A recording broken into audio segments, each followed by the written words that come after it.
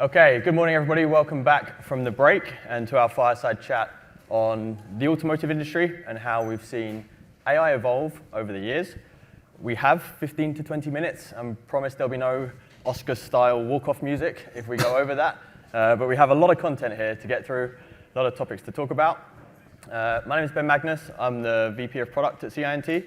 And for the last 10 years, I've had the pleasure of working very closely with the Volkswagen Group, with the different brands within it, the different markets. And in the last couple of years, working very closely with Fabio, who I'm delighted to have with us today, who is the VP of Business Transformation and Connected Services for Volkswagen North America. So we're going to talk a little bit about, as I say, the history of AI in automotive, probably things most of you haven't even considered when you're driving your cars, and then what that means for us moving forward. Before we get to that, and before I allow Fabio to introduce himself in a bit more detail, just a little bit of a pulse check. How many people in the room have some form of affinity with Volkswagen?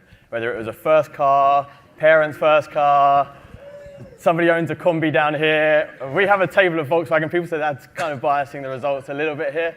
But one of the things I love about working on Volkswagen is everybody has a Volkswagen story. You can normally find some form of connection with Volkswagen in some way, especially if you look at all the brands. And that's what makes what we do so interesting. We're building products that so many of you will have touched or interacted with at some point in your lives. A follow-up question to that, when you're thinking about driving your car, how many of you have actually thought about AI in your vehicles that you're driving on a daily basis? A few people, but certainly not as many as had the Volkswagen affinity. So for us, that was why we wanted to talk about this topic. And in addition to just thinking about the automotive industry, what we've learned from that, and how we can apply it to other industries. So Fabio, I'll just let you introduce yourself first before we get into the bulk of the topic. So if you wouldn't mind, a little bit about your career with Volkswagen and the role you're in today. For sure. So good morning, everyone. Bom dia para alguns. Pleasure to be here. Yeah, so I'm Fabio Rabelo. I'm responsible for business transformation and connected services for Volkswagen North America, US, Canada, and Mexico. So I've been working for Volkswagen for 13 years. Yeah, I started in Brazil in marketing, responsible for digital marketing and CRM, when we have the online and offline marketing, so a long time ago. And then I started to absorb more challenges like open innovation, business transformation, everything regarding digital. Yeah, in 2016, I changed for South America role, so in charge of 27 countries in South America. And since 2023, I am here. Yeah, and before Volkswagen, I had a pleasure to work 11 years in Publicis Group. So that is one of the top 3 advertising groups in the world. So I can tell you that I have a good experience in the both sides of the business. Yeah, as a consultancy or agency, and today as an industry. Perfect. Thanks, Fabio.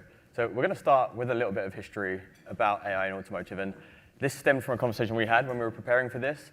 And Fabio said to me, you know, AI in automotive, it came long before ChatGPT launched, but in ways people weren't even thinking about. So Fabio, could you start by just talking a little bit about how you've seen AI evolve in automotive over the years? Amazing. So I guess the key word today is AI. Yeah? Everybody's talking about AI. But let's look a little bit about the past. So I guess the auto industry is probably one of the worst to receive pressure from everyone. Everybody needs more technology, more fuel consumption, better fuel consumption, more powerful, everything in the car. Yeah. So, and we have been reinventing the wheel, literally, in the past years. So I guess I'm not sure if you realize that when you are driving your car and you have the park assist system, so you have the machine making decisions based on analytics and space and everything to park the car, or the lane assist, or the emergency brake. I'm driving my car, I'm talking to you, and suddenly the car brakes and avoid an accident. So today, probably everyone will call this AI, but I will say we have been investing billions of dollars in improvement of the products, in evolution. Yeah. So when you look about autonomous driving, so here in the US in 2003 or 4, we start a partnership with Stanford. So if you Google Volkswagen autonomous car Stanford, you can see the old Touaregs and the Passats under testing. Right now, if you go to Austin, you can see our project, autonomous driving. We have a lot of Volkswagen ID Bus autonomous in Austin. This is the first step of pilot since 2023, but it's the beginning of something. So I love when I see people asking or discussing about AI But before AI, let's look everything that we have been doing to save lives, to change the game, using technology, using machine learning to help us, to protect lives, to really improve the experience inside a car. Yeah? And this is the beginning. Yeah, and I think when we were talking about this, the safety aspect is really interesting because it's not necessarily the sexy, the shiny thing that people always jump to.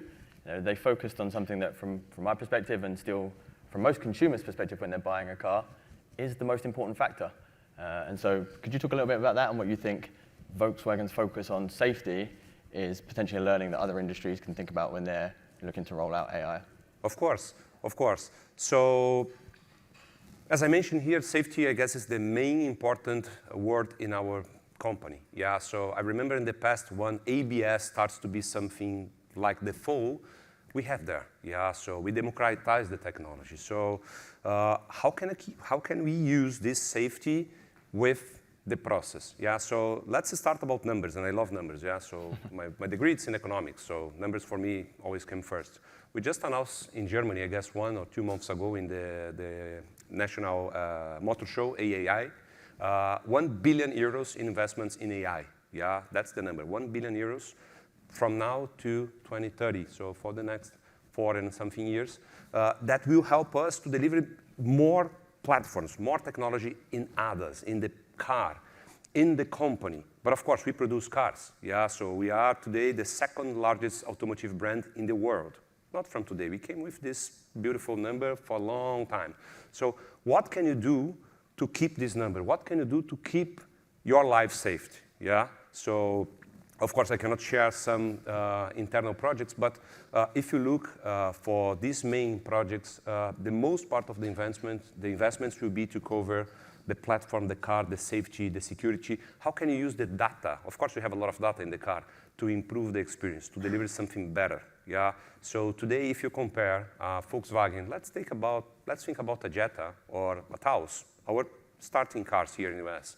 If you connect your system in the infotainment, probably you have the same experience with different screens and so on that you can see in Atlas. Yeah, premium car, starting car. So how can we deliver this experience? And when I mentioned about the park assist, emergency brake, etc. So this should be democratized, yeah, because for us, we cannot discuss technology, yeah, and I can say Volkswagen is the owner of Lamborghini, Porsche, Audi, Bentley, Ducati, Bugatti, many brands. It's Volkswagen, so the technology is in the DNA of the brand, and we start from everyone should drive the same safety car, yeah. Yeah, and I think when we were talking about this, we came up with the phrase trust first, then delight, and I think that's what we've seen in more recent years. Once the safety piece was there, once customers had built trust, and once the brand had built trust with customers, then we could start doing some things that were a little bit further ahead with respect to what I would say more customer-facing AI topics, because the things that Fabio mentioned, often they're behind the scenes. Customers probably don't even know they're interacting with them, and probably when hands went up earlier, you've probably all used AI in your vehicle to some degree, but actually now that the trust is there and people are familiar with using it, we can start to probe and bring it to life through things like MyVW and in the MMI in the vehicle. So I think that's the point we're at now. So could you maybe talk now about how we've gone from safety to beyond that now to actually customer experience that customers are more familiar with interacting with? Of course. So I mentioned that I'm responsible for connected services. Yeah. So what this means? So we have more than a smartphone in the car, connected with the smartphone, and every time we need to deliver more convenience. So we have today partnerships with Amazon, we have partnerships with ChatGPT. So if you buy a new Jetta, and again, let's talk about the basics, yeah? If you buy a new Jetta today, and if you have the package we call premium speech with ChatGPT, you can drive your car, and then you can really ask, hello, Volkswagen, hello, IDA, both works. Please let me know the status of Delta 1234. Hey, Fabio, Delta 1234 from Chicago to Atlanta. It's on time, and will departure at 2 o'clock. This is available right now, yeah? Or I'm driving my car. I am Brazilian, so I'm driving my car, and I look for a beautiful building on my right. Hello, Volkswagen. What is this building on my right? This building is the White House. So this is incredible because you can use a lot of convenience to deliver better experience. Yeah. So we also have partnerships with Google Gemini. So as you can see, we are agnostic from technology. We should use all of them. So if you, I don't know if someone here is driving Volkswagen cars. Someone? 1, 2, 3. Don't be shy. 4. Thank you. So, for example, if you have a question about your car today, it's a nightmare because, I don't know you guys, but I hate open the glove box and take the book and try to find something. It's not easy. Yeah, any brand, it's not easy. Developed by engineers for engineers. You have all answers under 500 pages, and you have to switch to understand how to lock the car. Yeah, and then thinking about the pain points, we launched, for example, a virtual assistant. So I can open my app. I have an icon. I just click there, and I can ask or I can text in natural language because everyone asks different things for the same thing, same question, like how can I remote start my car?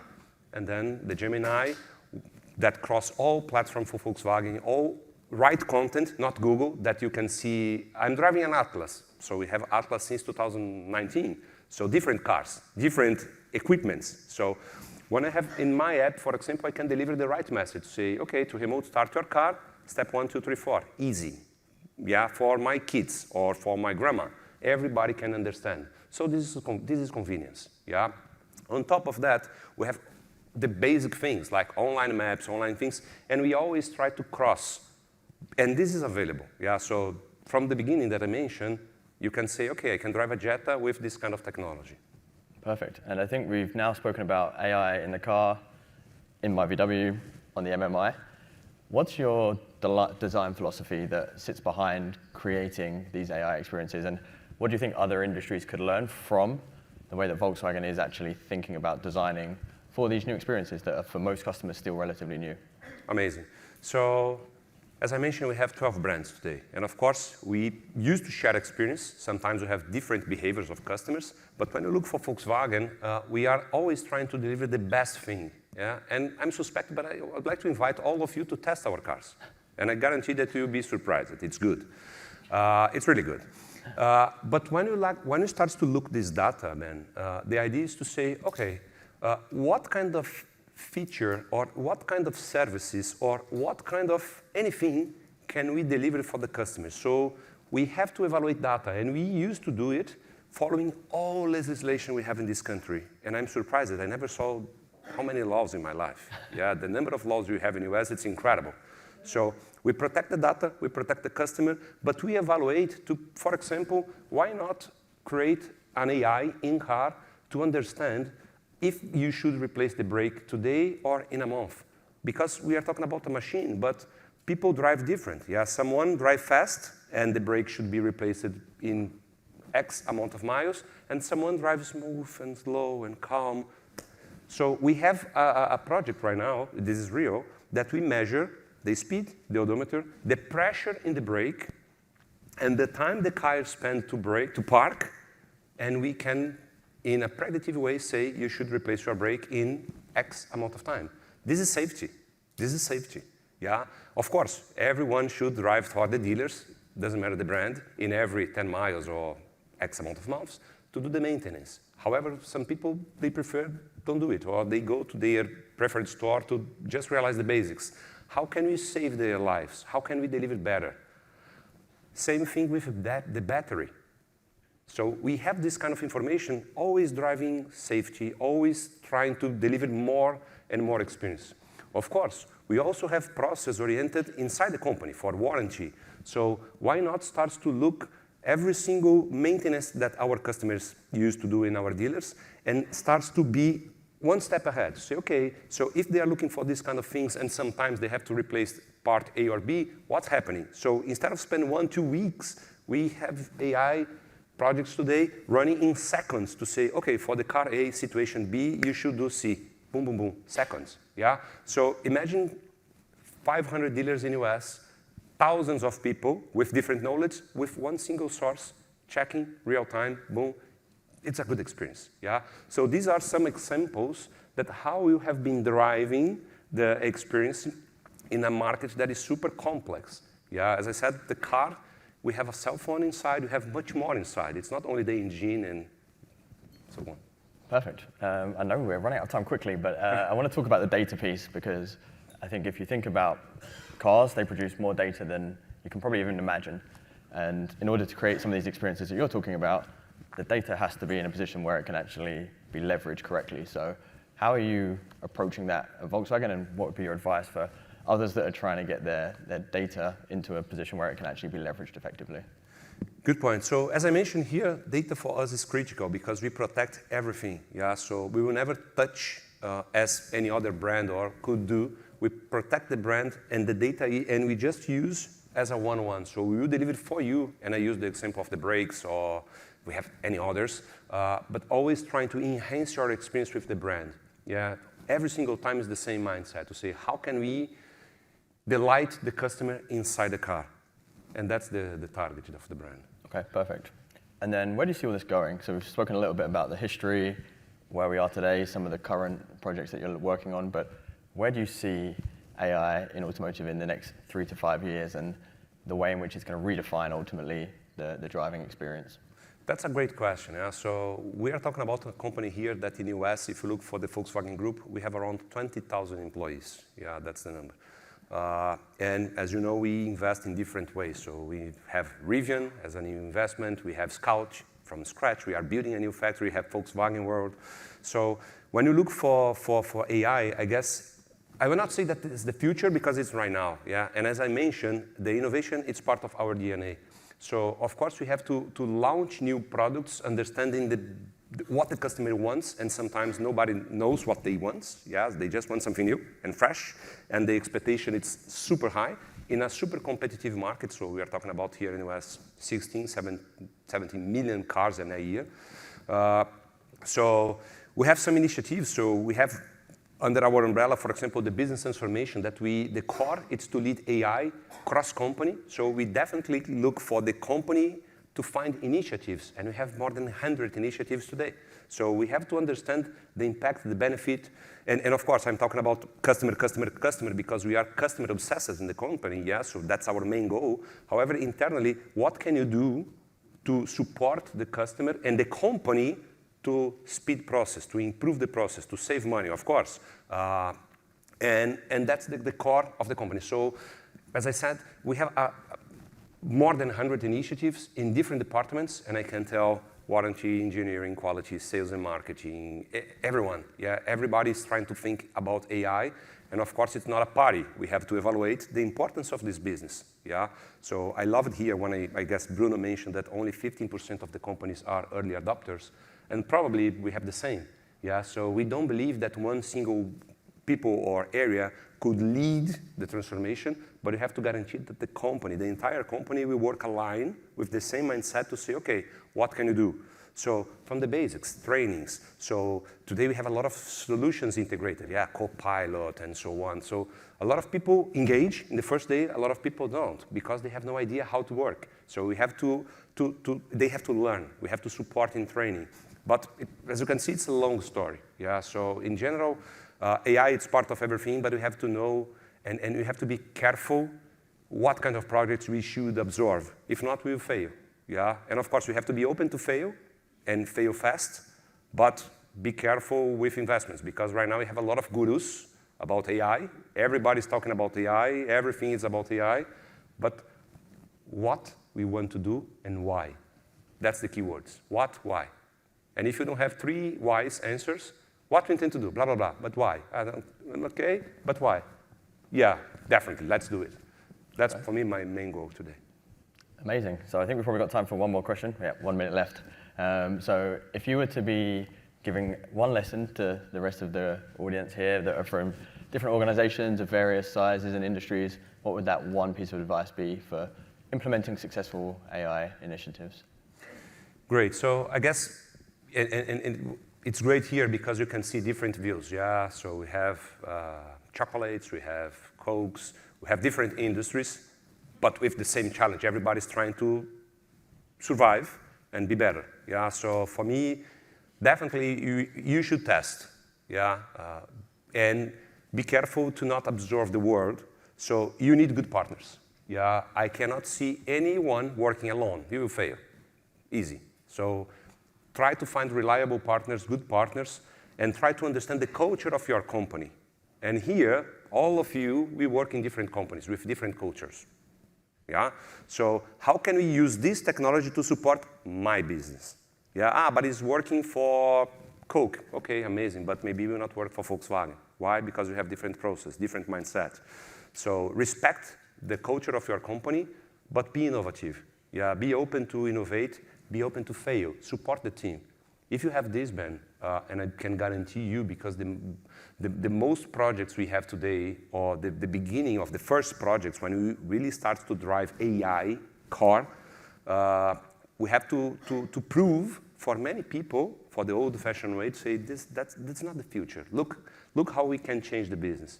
And once they open the door, the result is incredible. Yeah. Amazing. Well, Fabio, thank you for joining us. A pleasure to spend 15 minutes with you. We could have spent hours probably talking about this, but appreciate your time and coming up to join us today. We're going to finish today's sessions with a panel from Bob. I was going to point there. He was there, who's now there. So please welcome Bob to the stage for the final panel session of this afternoon. Thank you. Thank you.